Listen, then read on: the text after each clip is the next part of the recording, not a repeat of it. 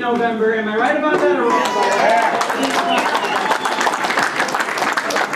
You know, I've been looking forward to coming out here ever since I started talking to Christy. She reached out, and we've been having a long conversation on coming out here. I've been looking forward to it. And then Thursday night happened, and I said, oh my goodness, are we going to have so much fun in Cowlitz County? Because Joe Biden made a fool of himself on stage. Donald Trump pinned him in the corner. CNN, if you were watching it right after the debate, were going after him. I never thought I'd see that happen. All of a sudden, Van Jones is crying. Mika Brzezinski and Joe Scarborough are getting divorced on national television. They can't find a way to agree on anything. They are in disarray. We are unified. We're ready to get off. We're ready to win. We're ready to bring this thing home. And I am so excited to be out here in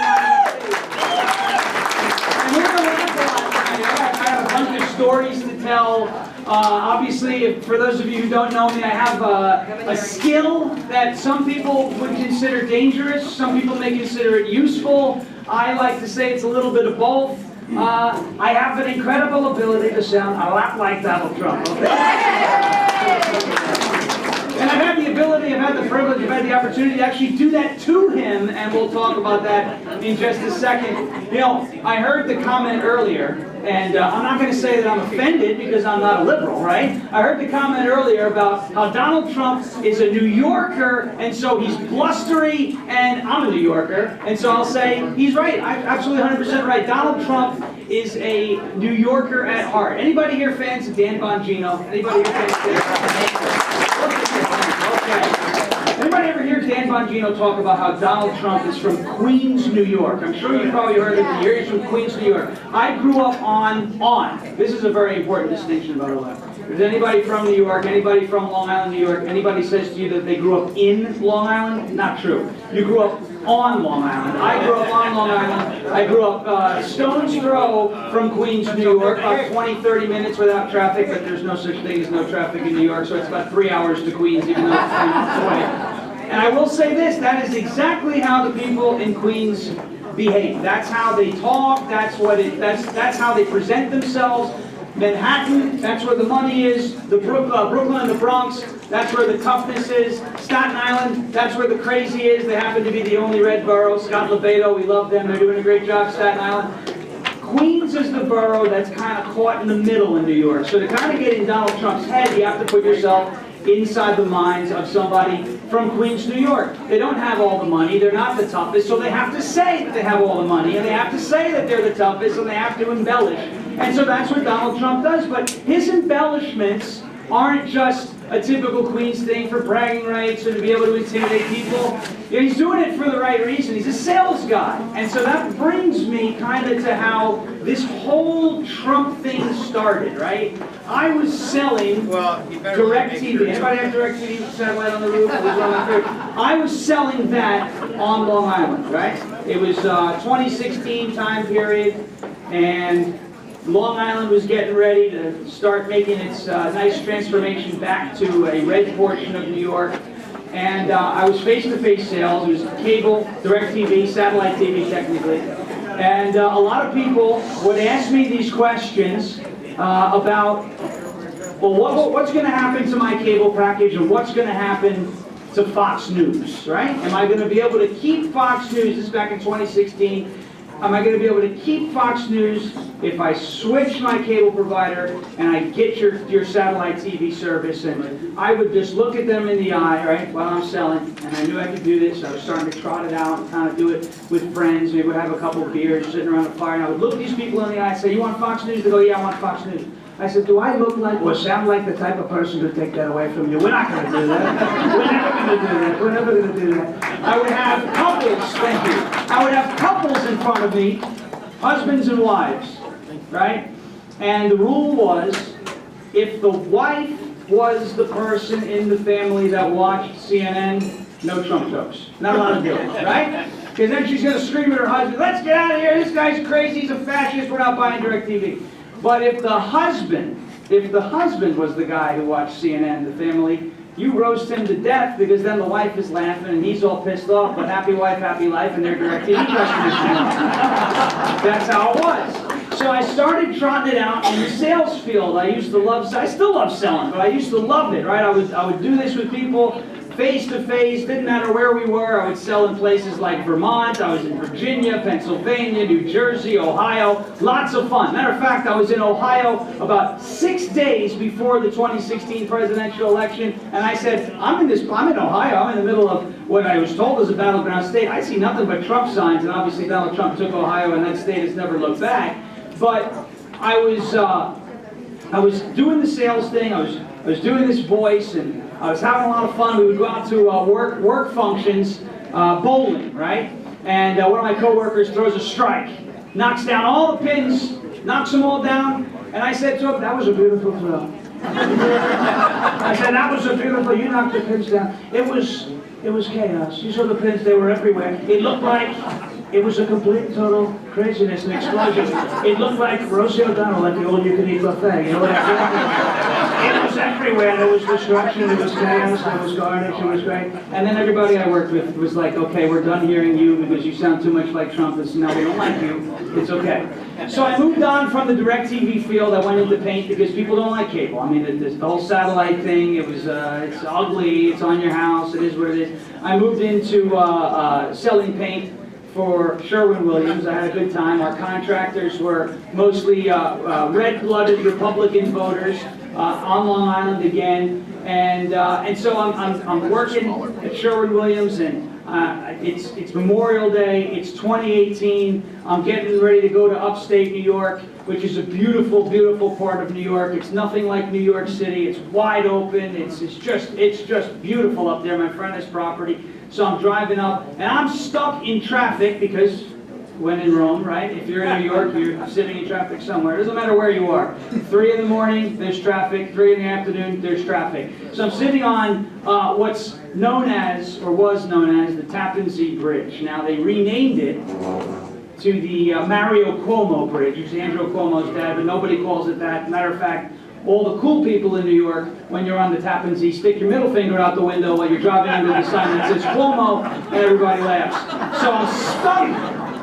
It's true. It really happens. I promise you I'm not the only one who does that. I might be the only one who does that. Maybe not the only one. But I'm stuck in traffic on this bridge, and I'm like, man, this is brutal. I need something to listen to. It's 2018, so I flip on, I go into my Google podcasting app, and I see that somehow, I don't know how this happened, maybe it was after a hit on Fox News or something, that I'm subscribed to the Dan Bongino Show. And I said, all right, let's give this a whirl. Let's see what's going on. And I'm sitting on this bridge, and he's flipping out about how, right?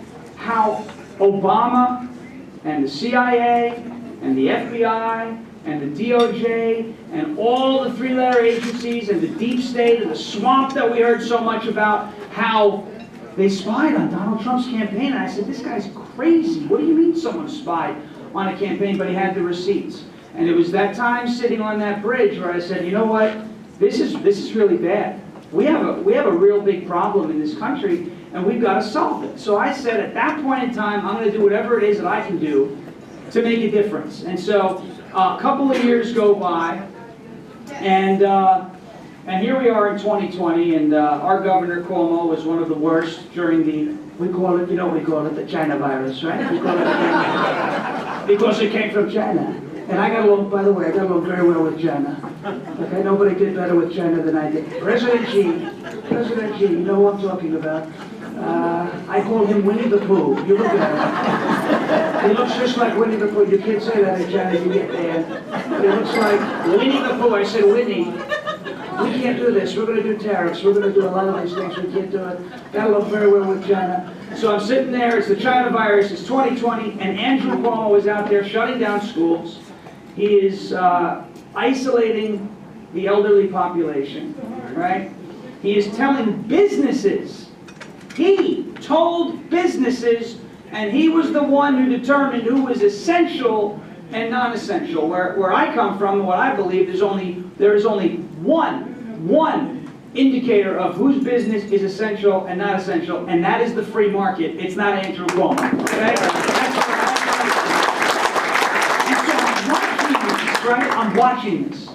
I'm watching this take place. I'm watching people who I respected. I thought they were smart. I thought these were smart people. These turned out to be stupid people. Okay, 96 rolls of toilet paper because you're afraid of 15 days to slow the spread. I remember saying, if you need, I don't care how big your family is, if you need 96 rolls for 15 days, you've got a much bigger problem than the judge. You probably have a problem like Crooked Joe. You know, if you look at me, they call me the convicted felon. I call myself an outlaw. We're the outlaw president. We're outlaws.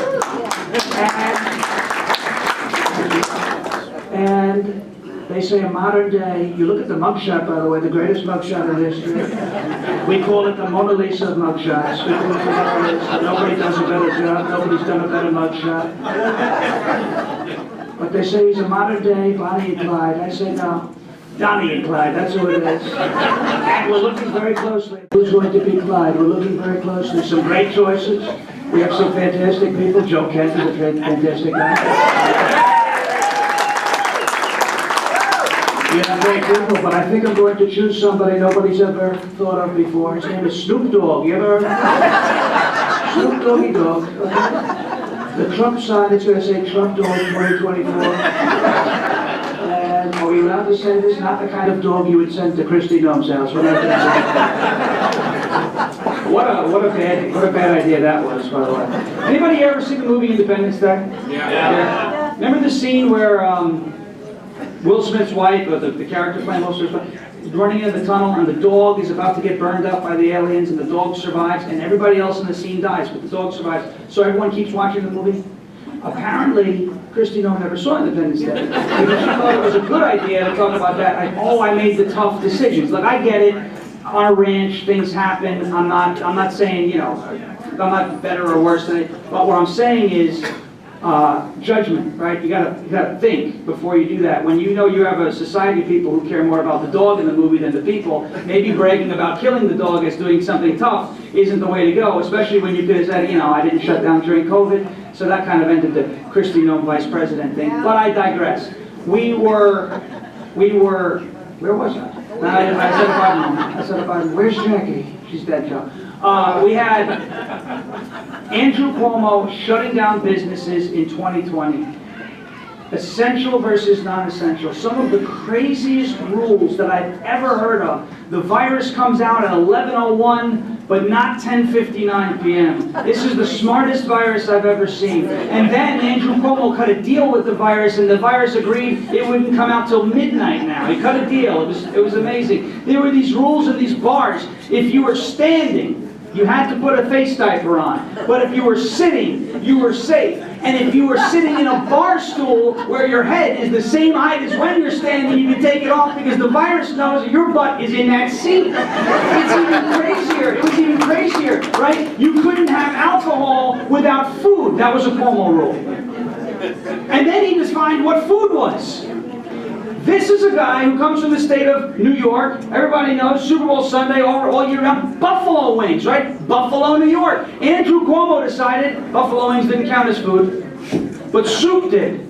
I said, well, first of all, you want me to believe that soup started this entire pandemic. That was number one. And now number two, soup is food, but buffalo wings aren't. The rules were crazy, and I heard Andrew Cuomo say these words. I was working in the paint store, and he came out and he said, we're going into a new normal. And that terrified me. I took my Bluetooth speaker when I heard it. I chucked it across the room. I had to buy a new one. I was so mad because I didn't want a new normal. But what happened when he started saying that in 2020 is what we've been saying. I've been saying this ever since I've been in New York and since moving to Tennessee. Love the state. It's a great state. Crazy is the new normal, and normal is the new crazy. When you think about, right, if you are a person in this room, I'm sure we're full of people here, all the hands will probably go up, and you say to anybody who is on the left in the mainstream media, or maybe, you know, slightly differs with you, but they're a little on the progressive side, you say that the abhorrent thing, that men cannot get pregnant. That's crazy. They go, you're a bigot. No, that's normal. That's the truth. And now the truth has been determined. The truth is being classified as a lie, You have the Biden administration saying all the times that Joe Biden's falling down the stairs or whatever's going on, you know, when he's bending over, I don't know, and you leave it to interpretation. I think anybody who has children, I don't, but I've seen kids, they know what that face means, right? That's why I call myself the outlaw president, and I called him the Pampers president. That's what it is. He's a Pampers president. And at the debate, you know, Thursday night, you may have seen my face a few times. I was picking up, it was like Leonard Skinner. I said, "What's that smell?" Unbelievable. I said, Fake Jake, do you smell that? I smell it. It's really terrible. It's a horrible thing. We had so much turmoil in New York. We had so much pent-up energy in New York over this tyranny. That's what it was. It was tyranny. Children losing years of their childhood. Graduations being canceled, elderly people being isolated, having sick people sent back into the nursing homes. The same people who told us to follow the science took sick people and exposed them to people's grandparents, then turned around and told me that I wanted to kill an old person because I didn't want to wear a mask. Could you believe that? So that's what we were faced with in New York. Then you had the Summer of Love. It was, I mean, it hit this area pretty crazy, right? The Summer of Love, Pacific Northwest. Seattle, you guys had the Chaz Chop Zone. That was a good one. In Portland, you had them firebombing a courthouse. In New York, you had riots, bridges getting shut down, and I was sitting back going, this is a problem. This is a problem. We got to do something. And so I decided one day to make a post on Facebook. And I don't know how they let this get through. It's probably because I didn't have a platform at the time. And I said, you know, everybody's running around with all these boat parades and these car parades, and there's these Trump flags everywhere. And I just went to a boat parade and watched it with my drone and met all these great people I never met before that, you know, weren't indicating that they were Trump supporters. And I said, screw this. I'm taking my Bluetooth speaker out. Big one. Huge. Nobody has a speaker like I do. It's the greatest. It's the greatest and the loudest. I have to say, it's the loudest speaker. And so I cranked it up. I put the rally on from the night before and blasted it, put my flags up, because I didn't care. What are you going to do? Are you going to come over here and complain? You can go park somewhere else. You know, I really don't care. All of a sudden, I had people coming up to me, "Oh, you're here for the boats." I said, "Yeah, I'm here for the boats." He has binoculars. He's looking way out. I said, "I got something better. I got a drone. We're going to send it all the way over. Virtual reality. Making friends with people I never knew I would meet." I'm sitting there thinking, this is great, and there are so many people like this who are just afraid. They don't feel comfortable. They don't feel comfortable explaining that men can't get pregnant. They don't feel comfortable saying that parents should have the absolute right over what their child is learning in school. They don't feel comfortable saying they love the police, they want safe streets, good schools, lower taxes. But we have to make them feel comfortable. And we've heard for years, and it was a great term, and it was a galvanizing term, the silent majority, but I think it had a negative effect on us. I think it conditioned us to be a little complacent. Don't worry, we'll win in November, we're the silent majority. Well, I said, if we're the majority, then we need to stop being silent. If we have the numbers, we need to be loud. And so, I said, you know, I'm going to make this post on Facebook. And I'm going to say, we're going to meet at parking lot A at this time, the day before Labor Day, and we're going to drive to parking lot B in a line with our flags up. Everybody was doing these birthday parades, right? Because you couldn't have a birthday party in New York, which is funny, because we threw one for Andrew Cuomo, and we'll get to that, because that was a really good story. And then we went somewhere else after that, and that's an even better story. But the birthday parades, everyone was, oh, this is great, social distancing, nobody's going to get sick, it's amazing. Everybody ever find it funny, by the way, one of the biggest symptoms of having COVID was having no symptoms? Remember that?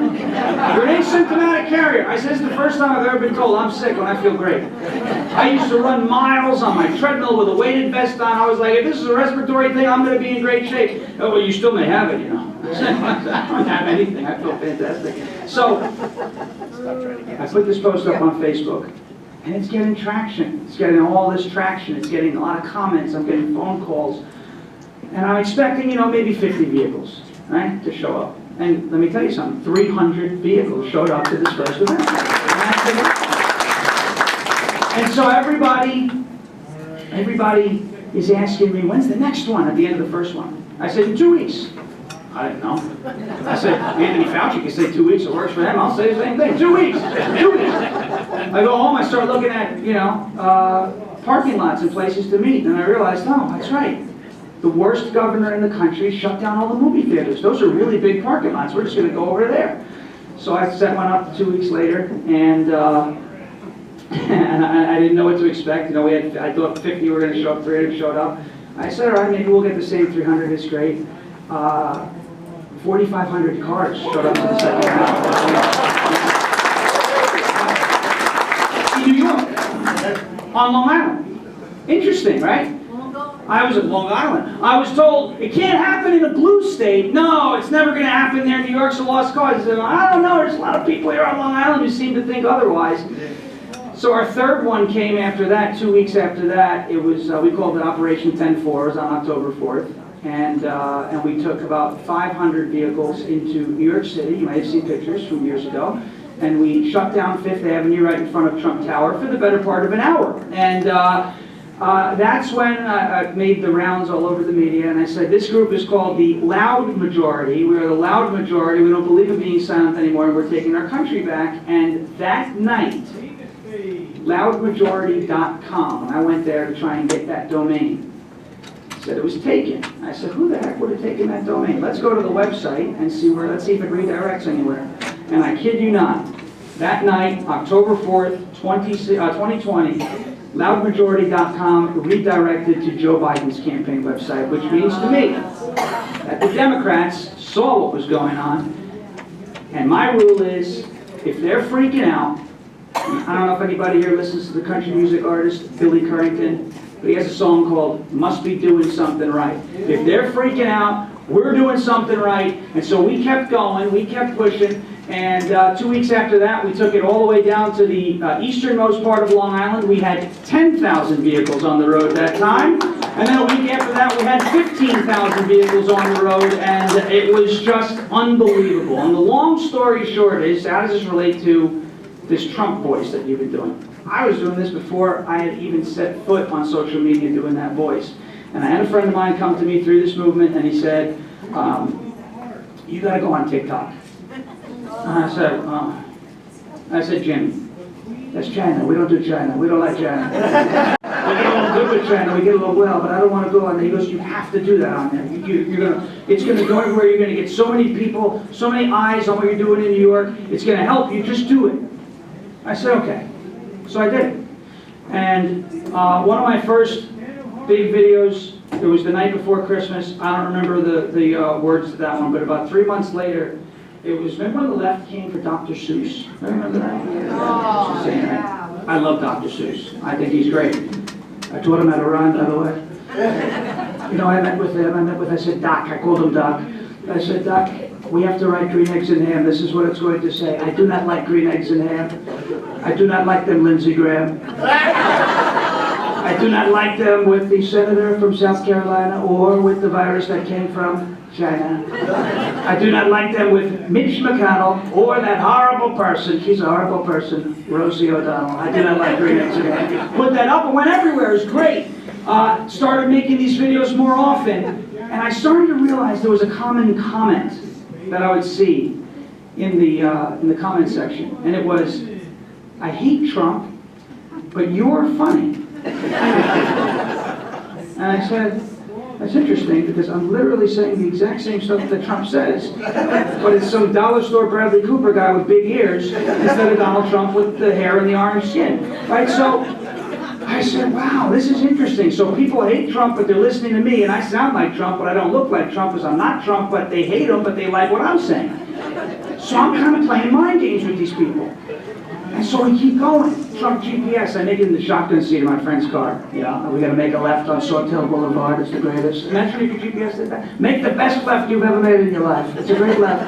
I built this road with my own 2 hands. It's tremendous. It's a great road. It's the greatest road. Nobody's ever seen a road like this. We built it, and we do very well when we do that. I put that up. Put so many things up. Then all of a sudden start going to drive-thrus with my friends and ordering their food, because I like to most times. I'm not doing it today. I don't do it when I travel. I like the keto diet. It's a good thing. We can have a discussion.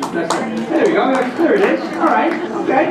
I wasn't eating the fast food. It was good too, because we were in New York on Long Island, and you know, there's always the threat that you have a liberal in the window who's kind of spitting in it if you're doing stuff. So the very first time I went to the drive-thru was Taco Bell, and the reason I say that is I ordered my friend's food, and the person who was taking the order thought it was hysterical. I said, "Did you know what I was trying to do?" He goes, "Dude, you sounded just like Donald Trump."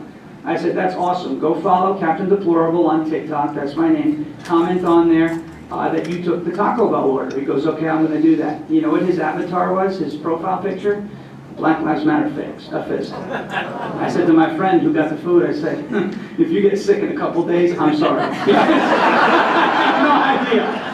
So we're putting this through, and all of a sudden, I mean, it is taking on a life of its own.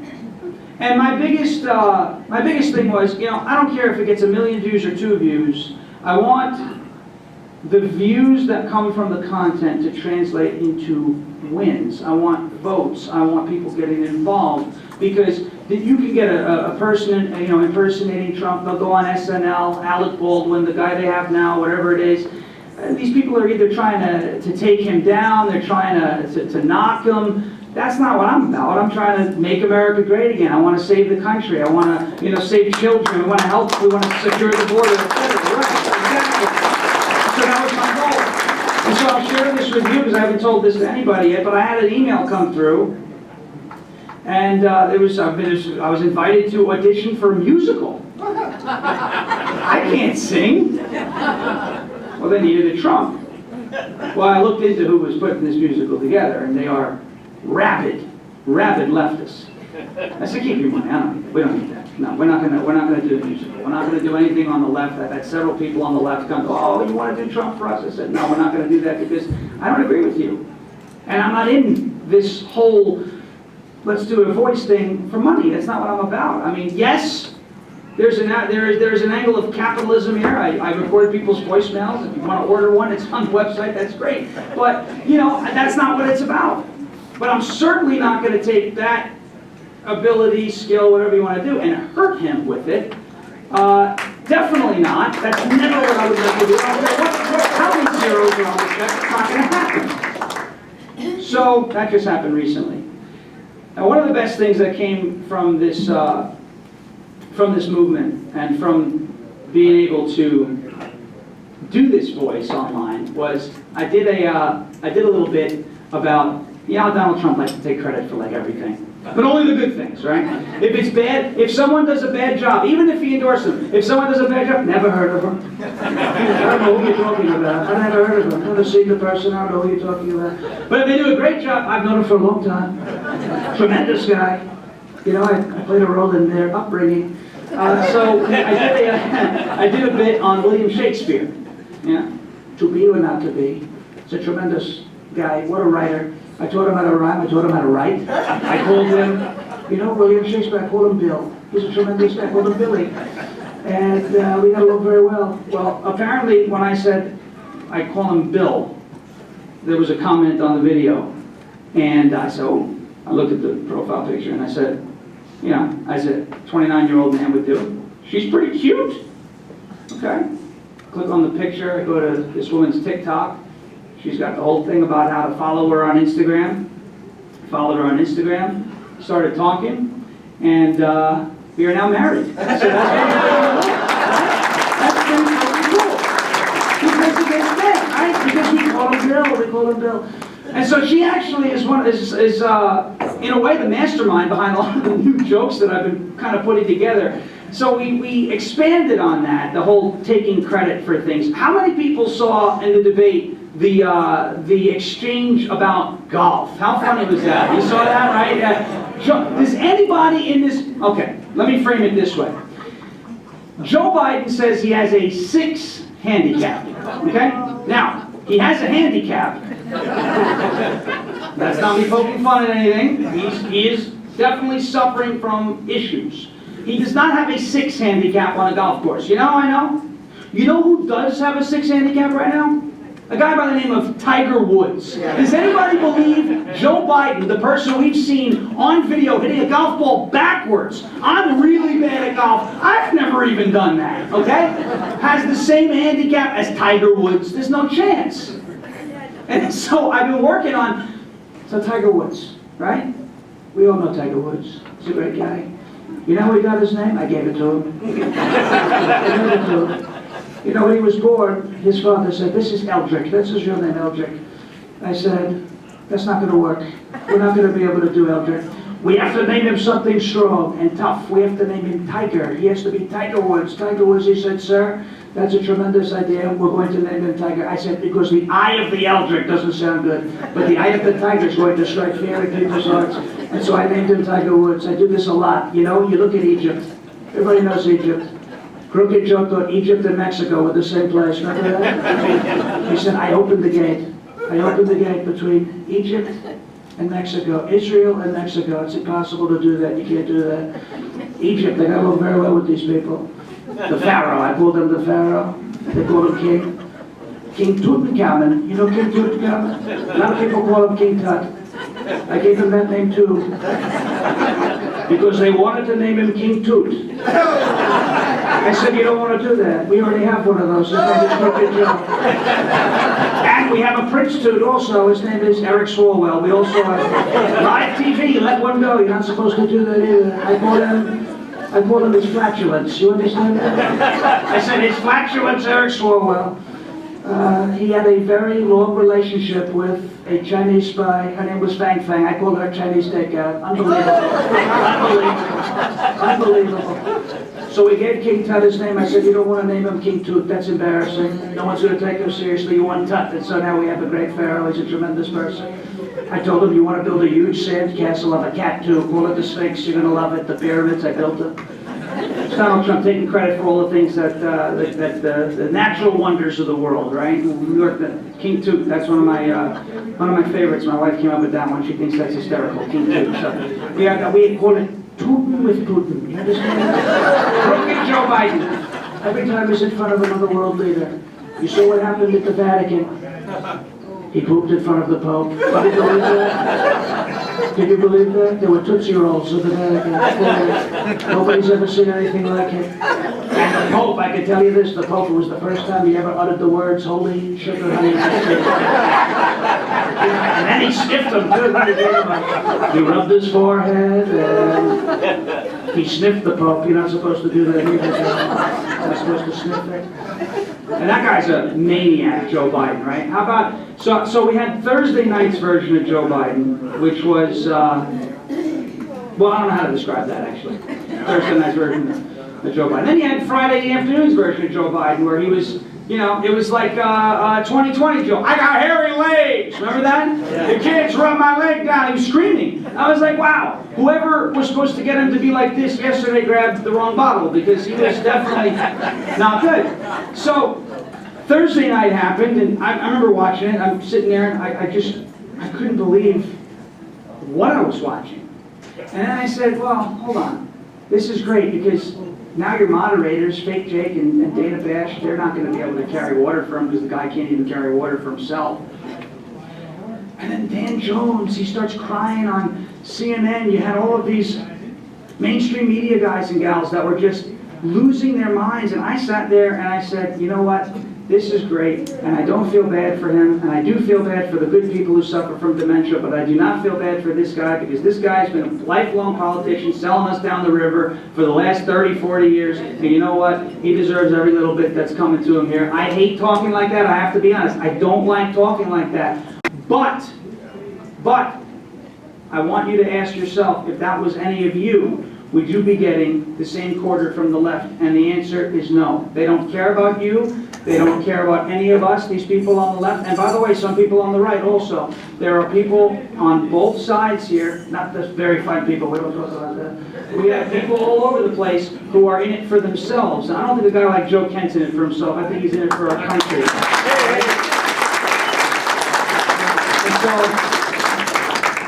And so we have so much to fight for, okay, over the next 5 months.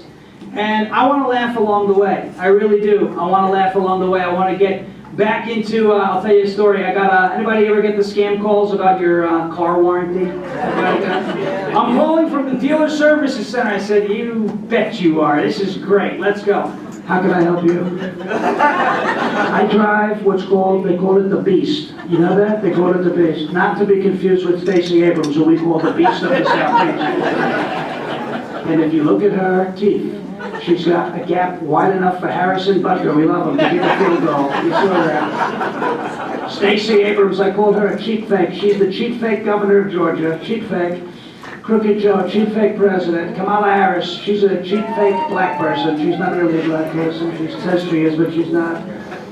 So I had the dealer service center on with me, and this one guy got really upset.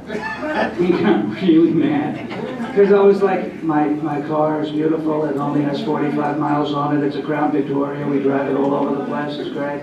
Nobody has a better car. We have the greatest service. And the guy was like not happy with me because I wasn't answering the question, which was a lot of fun. And he started yelling at me. And so I said, who do you think you're talking to? And he goes, I don't really care who I'm talking to. I said, you're talking to the former president. Do you understand that? This is a terrible thing for you to be doing.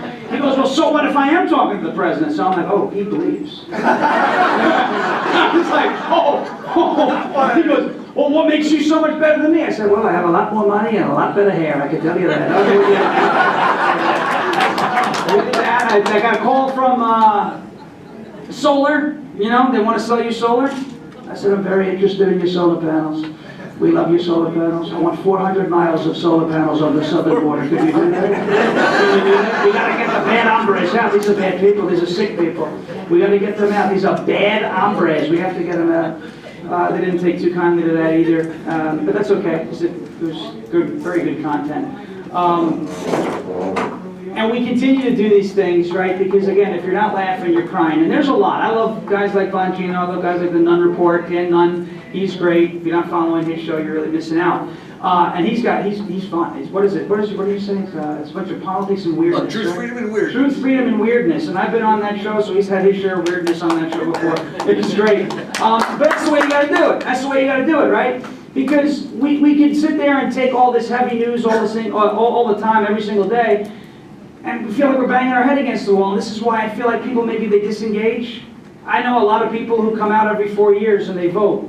And then kind of take the next 3 years off, and then they're back again. And they wonder, why their child is coming home from school with a book with, disgusting material in it. How did we get here? I hear this so many times. How did we get here? Well, we kind of let it happen because we get sidetracked, right? You have the two-income trap now. Men and women have to work. It's very hard to afford a house. It's hard to afford eggs, let alone a home. And you have all of these distractions that are keeping us from paying attention. And I do believe, to a certain extent, that it is intentional. But we have to do better. We have to do better. We have to get involved a little bit more, because if we work just half as hard as the left does, I think they're never going to win another election again. I really think so. If we just work at it. In this room, I hear the energy. I feel the energy. I think this room is ready to work for it and flip Washington State. I really do. I really do. New York became close. We almost got that governor's seat. We almost took it. Zeldin, he lost by about 6 points. But I want to explain something, because that movement that we started, and it's still going. My friend who I started it with is still running it. He's running a rally tomorrow, as a matter of fact, on Long Island. And they're taking a large group of people, Trump caravan, on the road to a bar that is pro-Trump and pro-conservative, run by good people. They're taking a suggested donation of $10 at the door, and those donations are going right to the Donald Trump campaign, and that's how people make a difference. It's local, but it's not just about federal. It's not just about Congress. If we pay attention to what's going on in our own backyards, we will never let these localities, these counties, these small townships, even your HOAs, your school boards, your library boards. I didn't even know there were elected office positions in library until someone approached me and said, I'm running for library board. Do we have your group's support? I said, well, let me talk to you about it. I said, let me talk to you about who you are, what you want to do. And we determined that these three candidates were appropriate. Well, we swept that race. We swept a couple school board races. I had the teachers union folks show up to my job because of what we were doing, because we exposed diversity, equity, and inclusion in New York schools about 2 weeks after the guidelines came out. All you had to do is read pages 1 and 2. lines 19 and 20 of the second page of that document where it is listed, and it was being de facto mandated in New York State, that children were going to be taught about the senseless and brutal killing of black and brown people at the hands of law enforcement. That was in New York State. And I said, no, we're not going to do that. We're not going to let that happen. And we took a huge stance against the teachers union, and we kicked their butts. We kicked their butts. A guy came to my job in his polo, never seen him before. I said, oh, he's a teachers union guy. That's interesting. I look him up. He's the vice president of the state teachers union, showing up at my job. Left a note on my windshield. Isn't that crazy? He said, I'm watching you. That's what it said on the note. I'm watching you. I said, I wrote a note back. I said, I hope you like what you're watching. By the way, follow me on TikTok at Captain Deplorable. And we beat him. And we beat him. And we continued to beat him. And that was the first year we flipped one district. And the next year, we flipped seats in 17 districts. And look, this is the point, is that once folks have something to rally behind, and not just necessarily one man and Donald Trump, but it's what he stands for, it's what we stand for. It's not just him. He's not the first person to stand for putting America first, right? Once you have that to rally around and everyone's getting involved, you can make a difference. We did it. I'm nobody. I was a paint guy, a paint salesman in New York. We're running this group. We're getting thousands of people showing up at school board meetings. The SPLC. The SPLC labeled my group 3 years in a row an anti-government extremist group, even though we were getting people elected to government. Come on. It's crazy. But Billy Currington theory, right? Must be doing something right if they're freaking out. So, long story short, and it's a very long story, and I can go on for days and years and weeks, but my goal here is to win. I want to win. I want to not just win in 2024, not just win in 2028, but I want to create a culture of winning. I'm a fan of a football team known as the New York Jets. Okay?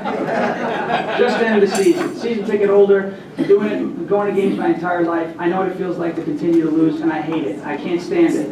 And I want, I always said the Jets got to change their culture. They have to change their culture. We have to change our culture too. We have to stop repeating the same behaviors and expecting different results, and I think it's happening. I heard Joe Kent talking about ballot harvesting. That's fantastic. I don't want to do it. I would like it if it was illegal. But while it is legal, we have to play by those rules and do it better than they are. And if we do that, we will win. Right? Think of a hockey team. We're not scoring goals in those first two periods. We're only going to score them in the third. But when you go into the third period down 5-0, it becomes very hard to win, and that's what we've kind of started to see. So I want to end real quick with the story of how I met Donald Trump. It was in New Jersey, Bedminster, a fundraiser for the Patriot Freedom Project, great January 6th organization. And by the way, we just got an amazing ruling yesterday that obstruction of an official proceeding is getting flushed down the toilet right where it belongs. Wasn't expecting to do this, but I was called on stage by the founder of the Patriot Freedom Project. She says, Mr. President, this young man has something to say to you. I said, oh crap, I guess I do. I stood right here, and he was standing right there, and I said, well, this is it. This is do or die time. Everybody get your phones out. They pulled their phones out. And I looked at him and I just said, Mr. President. And the room was like, uh-oh. I said, we're going to help you win in a landslide, a very big landslide. And he's looking at me and I said, I'm going to deliver this line. I said, it's going to be a worse landslide than Chris Christie after a night at Taco Bell. That's what it was. And it was great. He shook my hand and that was it. And now I said to him, well, I didn't say it to him, but I said it earlier in the day. How great would that be if I could be your press secretary? I want to do nothing more than to look at the fake news, Jim Acosta, some of these terrible people, and say, you are fake news. I would love nothing more. Gag order, remember the gag order, to be able to come out in front of a courthouse and say, this is a disgrace. We have a court case. The joke writes itself. You have a court case about a porn star. You have a guy named Pecker. You have a gag order. These are crazy things. You're putting it all together. And the courtroom, I can tell you this, the courtroom was very cold. You heard about it. So Pecker was very small, and I've never had it.